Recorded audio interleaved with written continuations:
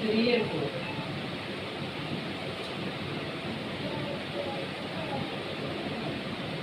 Okay, હવે ફરીથી એક લેયરને શું કરવાનું, આપણે છોડી ભૂલી જ જવાનું કે આપણી પાસે ચોથું લેયર છે. આપણે એવું વિચારવાનું હું કામ કરી રહી છું માત્ર 3 લેયરની ચોટી છે, બરાબર. તો આ ચોથીને હું ભૂલી ગઈ. 1 2 3 મારા હાથમાં છે. નોર્મલ ચોટી બનાવવાની, તો એમાં પહેલા કઈ લેવાની, પછી આ આવે એને નહીં લેવાની, એની જગ્યાએ પેલીને ટ્વિસ્ટ કરી લઈએ. ફરીથી આ આવી, પછી આનો નંબર આવ્યો ને એ નહીં લેવાનો, પણ પેલી નીચેથી લેવાનું. નીચેથી ફરીથી આ કર્યું, એમાં આનો નંબર આવે ને પણ નીચે વાળી નહીં લેવાનું, તો એને પાછળથી ટ્વિસ્ટ કરીને લઈ લેવાનું. જો આનો નંબર આવ્યો એ નહીં લેવાનો, એની જગ્યાએ આને ટ્વિસ્ટ કરી દેવાનું.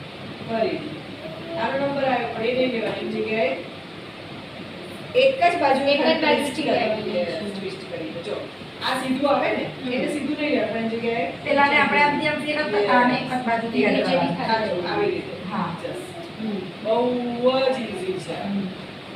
પેલી ફેરવીને આ બાજુથી આ બાજુ હા. બંને સાઈડથી લગાડવાનું. હા, આમાં એવું નથી કરવાનું. આને એક જ બાજુથી હલાવવાનું.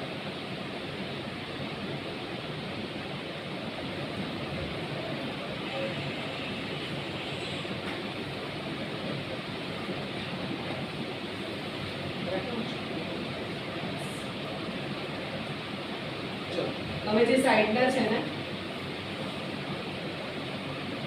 એને ભેગું કરો.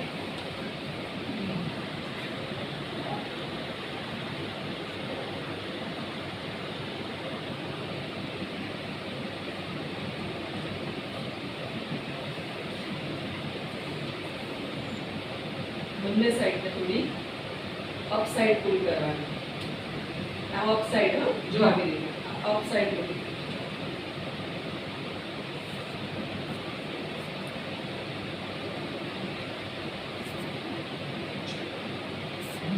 આ પણ તમે એ ચોટીમાં add કરી શકો, ચોટીમાં પણ add કરી શકો, right?